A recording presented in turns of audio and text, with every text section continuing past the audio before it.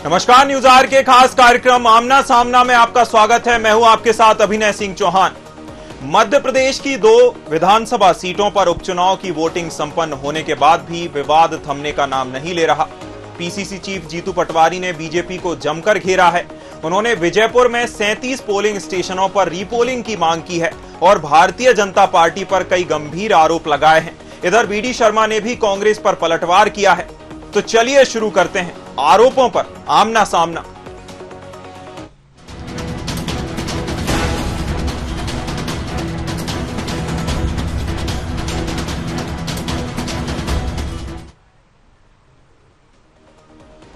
उपचुनाव की वोटिंग संपन्न होने के बाद इंतजार अब 23 नवंबर का है, जब प्रत्याशियों की किस्मत का पिटारा ईवीएम खोलेंगी।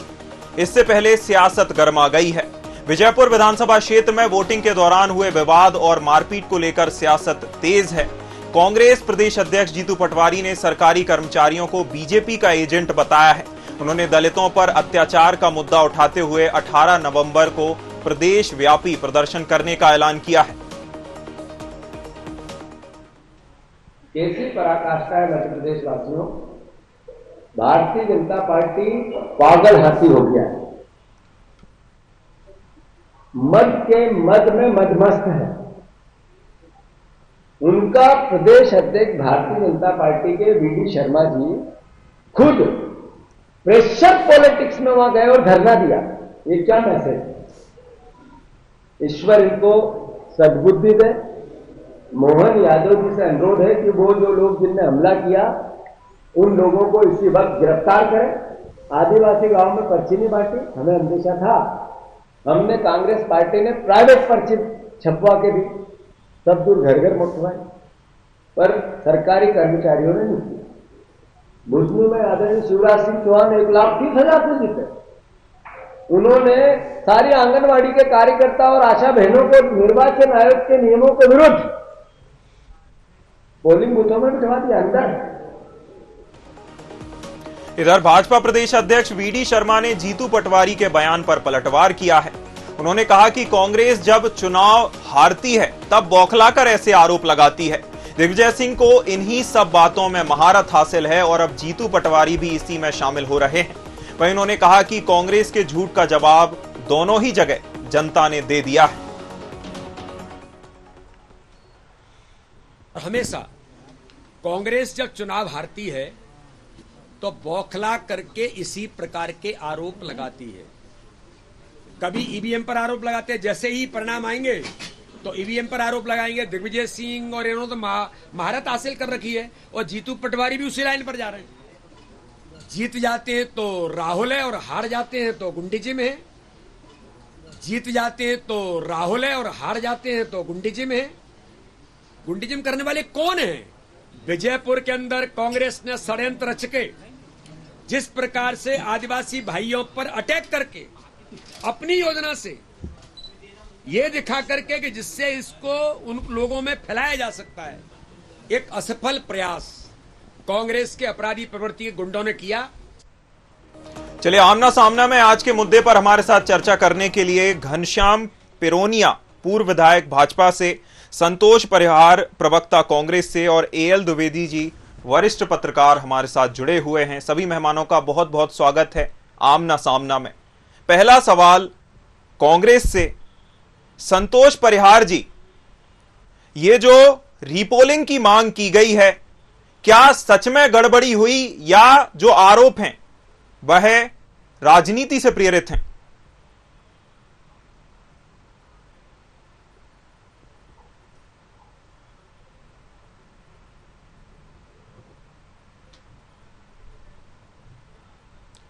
संतोष जी, आपकी आवाज हम तक नहीं पहुंच पा रही है। संतोष जी,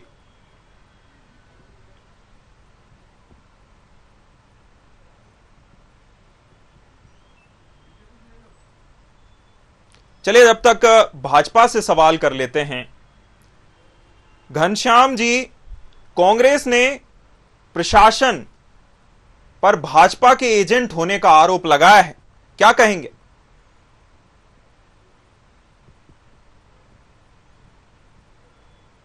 घनश्याम जी, आप मेरी आवाज सुन पा रहे हैं? आपको मेरी आवाज मिल रही है?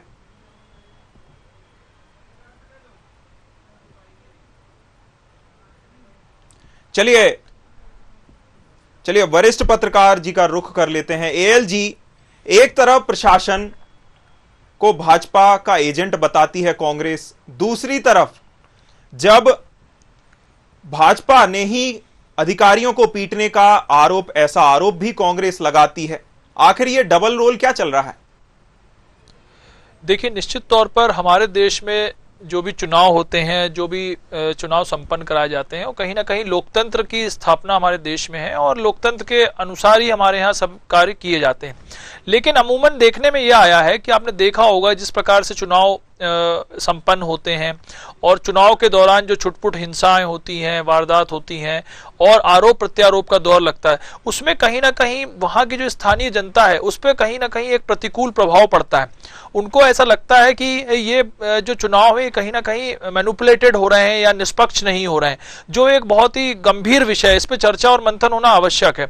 दूसरी ओर मैं आपके मुख्य मुद्दे पर आ जाता हूं। जिस प्रकार से जब विजयपुर का हमने देखा, वहां पर एक दिन पहले एक बहुत ही बड़ा घटनाक्रम हुआ और एक व्यक्ति के पैर में चोट लगी और उसको भर्ती कराया गया और फिर वो उसका उपचार जारी है। तो ये पूरा जब घटनाक्रम हुआ तो वहां कहीं ना कहीं एक भय का माहौल उत्पन्न हुआ।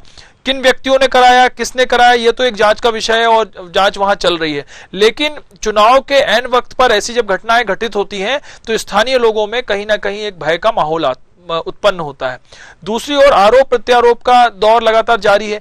वह किसका व्यक्ति था, वहां पर किस प्रकार घटनाएं हुई, और जैसे मैंने बयान सुने हैं दोनों ही पार्टियों के, उसमें भी देखिए एक महत्वपूर्ण विषय यह आ जाता है कि जो चुनाव की पर्चियां थी वह अंत समय तक वोटरों के पास जो गवर्नमेंट की पर्ची है वह पहुंचना चाहिए थी और जिसके आधार पर वह अपने मताधिकार का उपयोग करें, लेकिन वह नहीं हो पाया। तो कहीं ना कहीं ऐसा लगता है अभिनय जी कि कहीं ना कहीं एक प्रशासनिक चूक भी हो सकती है कि समय रहते हुए वह पर्चियां मतदाता के पास क्यों नहीं पहुंची। अगर मतदाता के पास जब पर्चियां पहुंचेंगी उसके आधार पर ही वह मतदान करने के लिए जाता है। तो यह एक प्रशासनिक चूक भी हो सकती है या जानबूझकर ऐसा कराया गया जिससे ज्यादा से ज्यादा वहां वोटिंग ना हो पाए, लोग अपने मताधिकार का उपयोग ना कर पाए। जी एएल जी, जिस प्रकार से मतदान दोनों सीटों पर संपन्न हो गया है, कहीं छिटपुट घटनाएं निकलकर सामने आई बुधनी जैसी जगह में, लेकिन विजयपुर में जो हिंसात्मक घटनाएं हैं या कहीं ना कहीं धांधली के आरोप लगे हैं, विवाद थमने का नाम नहीं ले रहा है, आखिर ऐसा क्यों? देखिए, ऐसा है कि मैं बहुत पहले श्योपुर विजयपुर गया था। वहां पर आप देखेंगे कि एक स्थानीय स्तर पर किसी भी प्रकार के कोई रोजगार के साधन नहीं है। बहुत से ऐसे तमाम मुद्दे, विकास के कई मुद्दे, आज भी अगर हम वहां जाते हैं तो कोई ऐसी प्रॉपर कनेक्टिविटी नहीं है कि आपको वहां पहुंचने के लिए प्रॉपर कनेक्टिविटी मिले।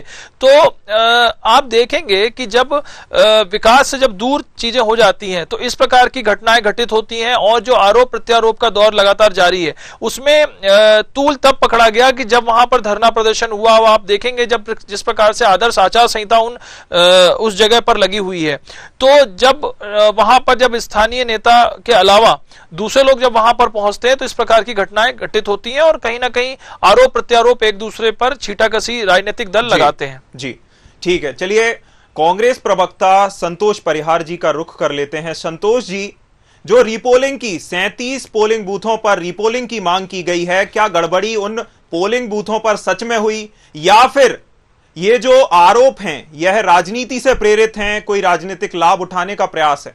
संतोष जी।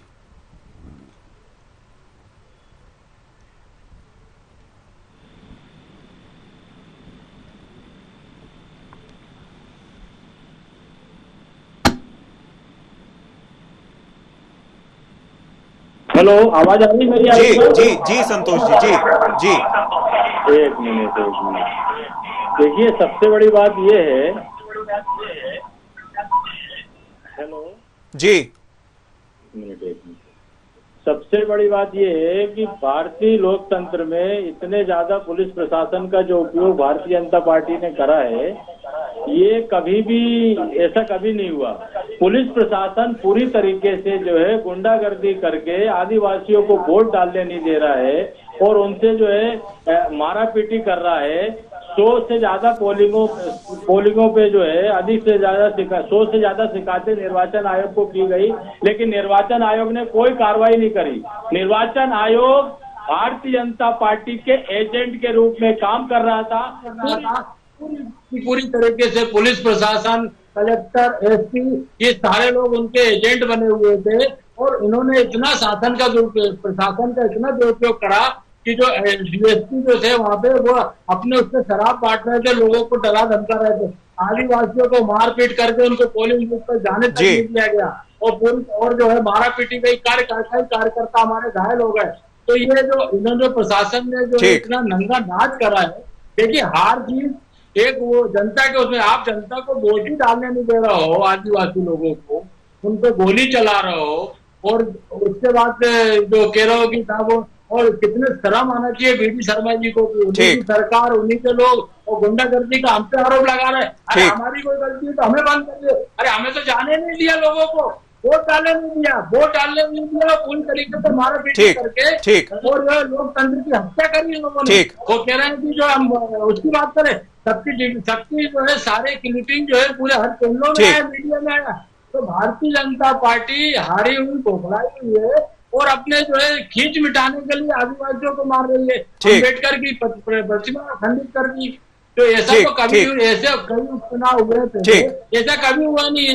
ये मोहन यादव जी क्या बताना चाह रहे हैं मध्य प्रदेश में, और पुलिस प्रशासन जनता में क्या मैसेज देना चाहती है कि हम गुंडे हैं, गुंडे का काम कर रही है पुलिस प्रशासन, एसपी, कलेक्टर, उनको संविधान की रक्षा करने के लिए कम से कम वर्दी की पुष्प इज्जत करना चाहिए। मारा पीटी, लोगों को मारना, बुधनी चंद्र राजकुमार पटेल के भाई को मारा, कई कार्यकर्ताओं को मारा, तो मारपीट करके लोगों को डरा धमका के क्या बताना चाहते हैं। ठीक है, चुनाव तो लगी रहती है, लेकिन प्रशासन ने जो नंगा नाच करा और प्रशासन ने जो खुला जो है दुरुपयोग करा, ये इसको तो वहाँ की जनता जवाब देगी। ठीक है जनता निश्चित तौर पर इसके बाद भी लोगों का मत ये समझ गए थे, इसलिए तो इन्होंने जनता को प्रताड़ित करा। ठीक है सुबह से शाम तक जो है चलिए ठीक है क्या बताना चाहते हैं भारतीय जनता पार्टी के लोग।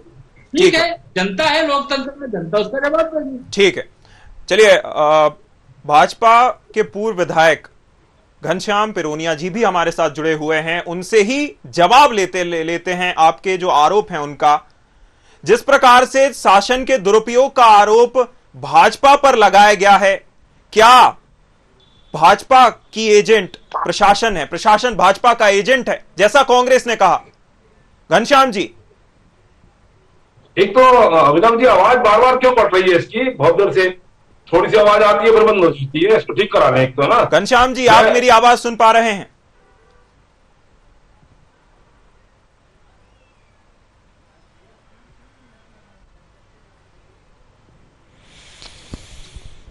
घनश्याम जी, आप मेरी आवाज सुन पा रहे हैं?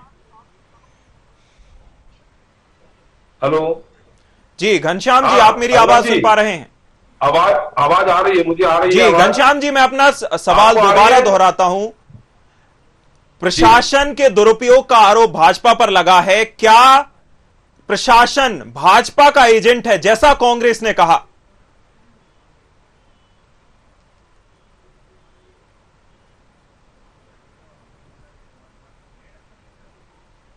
हेलो जी घनश्याम जी। अभिनव जी आवाज आ रही है? जी देखिए, कांग्रेस का जैसा चरित्र रहा है वो उस प्रकार से लोगों को और पार्टियों को देखती है।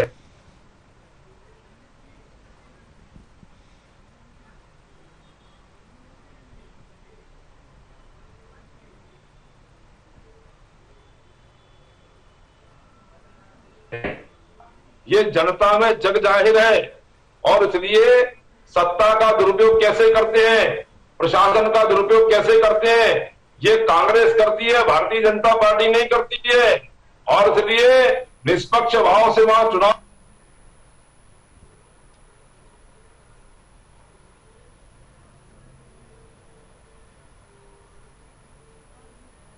चलिए, घनश्याम जी की आवाज हम तक नहीं पहुंच पा रही है, वरिष्ठ पत्रकार जी का रुख कर लेते हैं।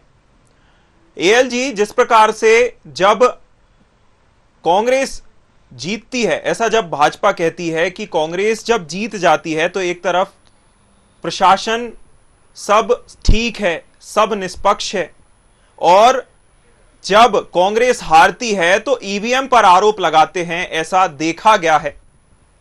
क्या ये ईवीएम के साथ ये डबल गेम क्या चल रहा है? देखिए, ऐसा है, चुनाव जब संपन्न हो जाते हैं एक दूसरे पे आरोप प्रत्यारोप का दौर लगातार जारी होता है। मैं इसमें किसी भी राजनीतिक दल का पक्ष नहीं लेता हूं, लेकिन आपने देखा होगा, अमूमन आपने भी देखे होंगे, जो फुटेज आए, जो वीडियो आए, वहां पर लोगों को मतदान के लिए रोका जा रहा है, मतदान नहीं किया जा रहा है। अभी हमने वीडियो बाइट सुनी, उसमें खुद कहा गया कि पर्चियों का वितरण सही तरीके से नहीं हुआ, जिससे वह अपने केंद्रों पर नहीं जा पाए, और कहीं ना कहीं इसमें तंत्र की खामी देखने में नजर आई है। अब कितना सच है, कितना गलत है, ये तो जब जांच होगी उसके बाद ही पता चलेगा। लेकिन ये एक दूसरे पर ईवीएम का ठीकरा फोड़ना ये पूर्व में चलता आया है, और मुझे ऐसा लगता है जितने भी आगे चुनाव होंगे इसमें कहीं ना कहीं आरोप प्रत्यारोप का दौर जारी रहेगा। लेकिन मेरा ऐसा मानना है कि अगर प्रशासन ने वहां अच्छा कार्य किया है तो निश्चित तौर पर आने वाले जब मतगणना होगी, मतगणना का जब दिवस आएगा, मतगणना होगी, तो निष्पक्ष रूप पे दूध का दूध और पानी का पानी हो जाएगा। लेकिन जिस प्रकार से वीडियो फुटेज आए, हिंसात्मक घटनाएं हुई, कुछ छुटपुट घटनाएं हुई, लोग घायल हुए और मतदान का उपयोग नहीं करने दिया गया, ये कहीं ना कहीं एक अच्छे लोकतंत्र के लिए एक अच्छे संकेत नहीं है, क्योंकि जो हमारा देश है ये विभिन्न जातियों का देश है और गणतंत्र यहाँ पर हम लोग मानते हैं, लोकतंत्र है यहाँ पर, तो निश्चित तौर पर सबको अपना मताधिकार का उपयोग करने की सबको आजादी है और वे किसी भी राजनीतिक दल को चुन सकते हैं, जो उनको अच्छा लगे उसको वे चुन सकते हैं। लेकिन अगर इस प्रकार के प्रयोग अगर चुनाव में होते हैं तो कहीं ना कहीं अच्छे संकेत नहीं है। बिल्कुल, लोकतंत्र में निष्पक्ष तौर पर मतदान करने की जो आजादी है वह हमें मिलनी चाहिए। इसी के साथ संतोष परिहार जी का रुख कर लेते हैं। संतोष जी, जिस प्रकार से भाजपा प्रदेश अध्यक्ष ने कहा है कि कांग्रेस जब जीत जाती है तो सब चंगा है, राहुल गांधी जी ने जिताया है, और अगर कांग्रेस हार जाती है तो गुंडिज्म है, ईवीएम में गड़बड़ी है और बयानबाजी और बहानेबाजी है। जी संतोष जी, जवाब दीजिए। जी, मध्य प्रदेश में मध्य प्रदेश का निर्वाचन अधिकारी के पास 100 कंप्लेंट करी गई और 100 में से कोई कार्रवाई नहीं करी गई। ठीक है, जो पूरे विजयपुर के अंदर जो प्रशासन का जो दुरुपयोग कर गया, सबके फुटेज आए, आदिवासियों को मार दिया, दलितों की जो है बस्तियों में आग लगा दिया गया, तो सब ये सारे फुटेज आए और ये पूरी जनता देख रही है वहां पे। और भारतीय जनता पार्टी तो क्या बौखलाई और घबराई हुई है। बात ईवीएम की बात उसकी नहीं है, बात तो सत्ता के दुरुपयोग की है। संतोष जी, और सत्ता में इतने ज्यादा मस्त हो गए हैं संतोष जी, शिकायत को लोकतंत्र को कुचलना चाह रहे हैं। संतोष जी, शिकायत तो भाजपा की ओर से भी की गई, चुनाव आयोग को दोनों के प्रतिनिधिमंडल, कांग्रेस और भाजपा के दोनों के प्रतिनिधिमंडल चुनाव आयोग में शिकायत करने पहुंचे।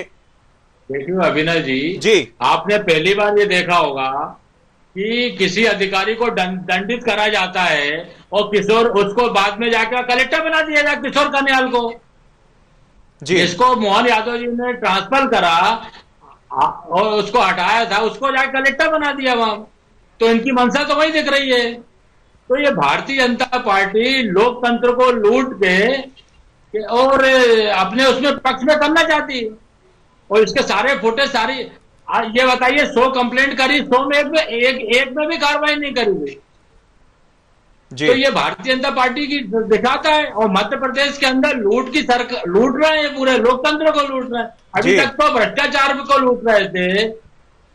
भ्रष्टाचार में पूरे मध्य प्रदेश में रिचार्ज और टॉपअप पे अधिकारी चल रहे हैं।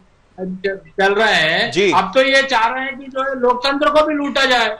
तो ये तो जनता जवाब देगी उसकी। और हार जीत का तो मामला है, प्रशासन निष्पक्ष नहीं है, हम ये बोल रहे हैं। ठीक है। और उसके सारे फुटेज आ रहे हैं बाजार के अंदर। ठीक है, सारे फुटेज आ रहे हैं, सब लूट। इनका दिन भर जो नंगा नाच चला, और लोगों को मारा, कांग्रेस कार्यकर्ताओं को मारा, आदिवासियों को मारा, तो ये दिख ही रहा है ना इसके अंदर। ठीक है, ठीक है। चलिए इसका जवाब हम घनश्याम पिरोनिया जी से लेते हैं। घनश्याम जी, जिस तरह आरोप लग रहे हैं कि निष्पक्ष नहीं है, सरकार पर दबाव बनाया जा रहा है, प्रशासन पर दबाव बना के, या तो जो वहां के मतदाता हैं उन पर दबाव बना के अपने पक्ष में मतदान कराने के प्रयास हुए हैं, क्या कहेंगे घनश्याम जी? जी अभिनव जी, आवाज आ रही ना? जी जी जी, मैं ये कह रहा हूं, मैं अभी हमारे आदरणीय परिहार जी को सुनना था, वो आरोप लगा रहे थे अभी भारतीय जनता पार्टी पर प्रशासन पर।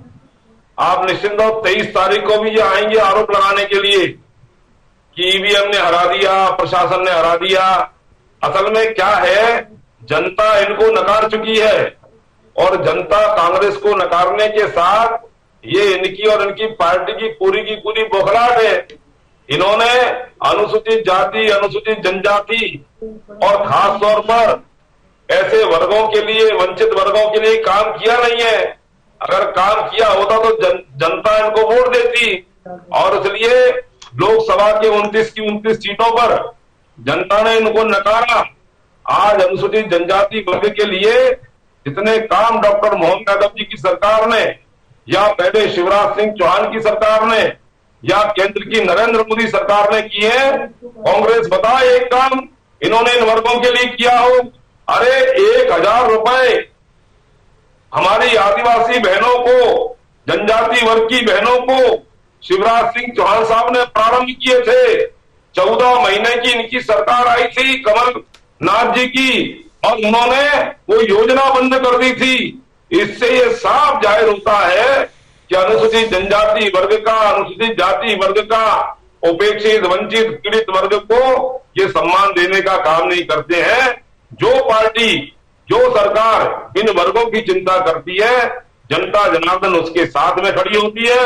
और इसलिए बुधनी में भी और हमारे विजयपुर में भी आज की जनता भारतीय जनता पार्टी के साथ में खड़ी है। 23 तारीख को हमारे दोनों प्रत्याशी प्रचंड बहुमत से जीतेंगे। और रही बात तो ये लोकतंत्र की हत्या करने का, दुरुपयोग करने का, प्रशासन का ये कहते हैं ना, तो जब इनकी सरकारें रही तब इन्होंने दुरुपयोग किया। इनकी सरकार रही तो कैसे इन्होंने 19 महीने तक देश में आपात का लगातार आवाज बंद करने का काम किया, लोगों को जेलों में ठूसने का काम किया। ये कांग्रेस अपने गिरेबान में झाके, और इसलिए आप निश्चिंत रहें, आने वाले समय में भारतीय जनता पार्टी के दोनों प्रत्याशी हमारे जीतेंगे। जनता का आशीर्वाद भारतीय जनता पार्टी को प्राप्त होने वाला है। ठीक, संतोष जी आप कुछ कहना चाहते हैं? जी देखिए अभिनव जी, इनका दम तो वैसे दिख रहा है। हम ये कह रहे हैं कि 100 से ज्यादा कंप्लेंट करी, निर्वाचन आयोग ने कोई कार्रवाई नहीं करेगी। ये बोल रहे हैं जनता हमारे साथ है, जनता को मरवा रहे हैं, पिटवा रहे हैं, दलितों को वोट नहीं डालने दे रहे हैं, आदिवासियों को वोट डालने नहीं दे रहे हैं, यहाँ प्रत्याशी के भाई को मार रहे हैं बुधनी के अंदर। तो इनकी गुंडागर्दी, लूट तो दिख रही ना पूरी। इसके बाद भी आ रहेंगे इतने, ये खिसियानी बिल्ली खंबा नोचे, इन्हीं का प्रशासन, इन्हीं की सरकार, इन्हीं के लूट रहे हैं जो, इसके बाद भी नहीं जीत रहे हैं। इनकी बौखलाहट दिख रही है उसके अंदर। ठीक, लेकिन ये लोकतंत्र में ठीक नहीं है। अगर पुलिस प्रशासन, कलेक्टर, एसपी इनके कार्यकर्ता भारतीय जनता पार्टी के कार्यकर्ता के रूप में काम कर रहा है, तो ये इसका फर्क आने वाले समय पड़ेगा, क्योंकि नए नए रास्ते दिखा रहे हैं। तो इस रास्ते का जो है पूरे लोकतंत्र में ठीक नहीं है। लोकतंत्र में ईमानदारी से चुनाव होना चाहिए, जो नहीं हो रहा है। ठीक, 100 से ज्यादा पोलिंगों में जो है इन्होंने रीपोलिंग की जो मांग करी है, 60 रीपोलिंग मांग करी, 100 की मांग करी, तो उसके अंदर जनता ही जान रही ना, वहां पे अंदर की रिपोर्ट है, जनता जान रही है। ठीक, आपने पूरे पोलिंग बूथ डंप कर दिए, पूरी तरीके से पुलिस प्रशासन से वोट डलवा दिए, आंगनबाड़ी कार्यकर्ता आपके कार्यकर्ता के रूप में काम कर रही है। तो ये लोकतंत्र में अच्छा नहीं है ना ये। ठीक है, ठीक है, वो आपको अच्छा लग रहा है तो चलिए इसका जवाब, रिचार्ज और टापर और हफ्ता वसूली की सरकार आपकी मुबारक हो। ठीक है, क्योंकि मध्य प्रदेश के अंदर रिचार्ज और टापर पे कलेक्टर, एसपी चल रहे हैं और हफ्ता वसूली करके मंत्री मुख्यमंत्री को दे रहे हैं, और ये आपको अच्छा लग रहा है तो लोकतंत्र में तो घातक है। ठीक है, इसी का जवाब हम घनश्याम जी से ले लेते हैं। संतोष जी, इसी का जवाब हम घनश्याम जी से ले लेते हैं। घनश्याम जी, जिस तरह से दलितों का अपमान करने का, दलितों के साथ मारपीट करने का, और अभी आपने संतोष जी को सुना, जिस तरह से प्रशासन के दुरुपयोग के भी आरोप इन्होंने अलग अलग तरीके से लगाए हैं, इसका क्या जवाब देंगे घनश्याम जी? नहीं, देखिए अभिनव जी, मैं पहले ही कह चुका, क्योंकि आवाज आपकी बार बार जा रही, इसलिए क्या लोकतंत्र की बात तो कांग्रेस को करना ही नहीं चाहिए। लोकतंत्र का गला घोटने का काम अगर किसी पार्टी ने किया है तो मैंने प्रारंभ में बताया कि कांग्रेस करती आई है। शासन प्रशासन का कैसे दुरुपयोग करना है ये कांग्रेस करती आई है और इसलिए दूसरों के अंदर को भी उनको वही दिखाई देता है। आप निश्चिंत रहे, जनता समझदार है, जनता सब जानती है और आने वाले दिनों में जब मतपेटियों में, मशीनों में जो भाग्य हमारे कैद हुए हैं वो खुलेंगे और कमल का फूल उसमें खिलने वाला है। रही अनुसूचित जाति वर्ग के,